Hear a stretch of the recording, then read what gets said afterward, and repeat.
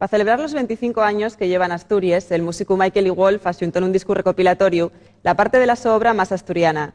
18 temas emblemáticos de la su trayectoria al llau de los mejores y más importantes grupos y nombres de la escena musical, como Anabel Santiago, Astura, Ubiña o la Asturiana Mining Company. Un volumen que lleva por título Xotes Asturianes 1984-2009.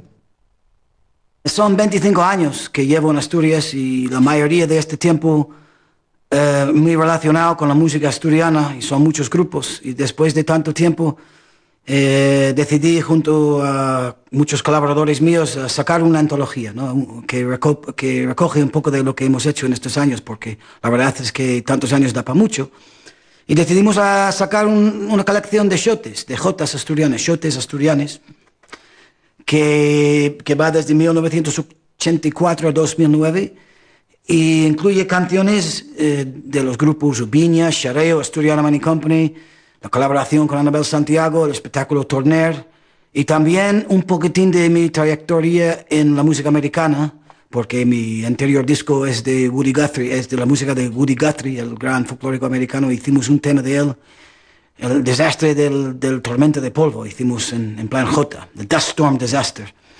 Pero por lo general es música asturiana puro y duro, a mi manera, ¿no? Y la manera de mis compañeros, porque aquí está gente como desde principios, con Shuaco Amieva y Marta Arbaz.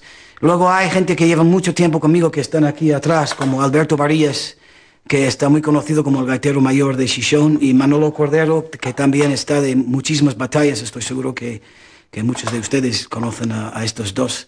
Y también ahí está Silvia atrás, que es muy conocido en la escena música asturiana, de los grupos del Agua, de Contratiempo, y ahora con muchos proyectos míos estoy encantado de trabajar con esta gente, y espero que para otros 25 años y más antologías. ¡Venga!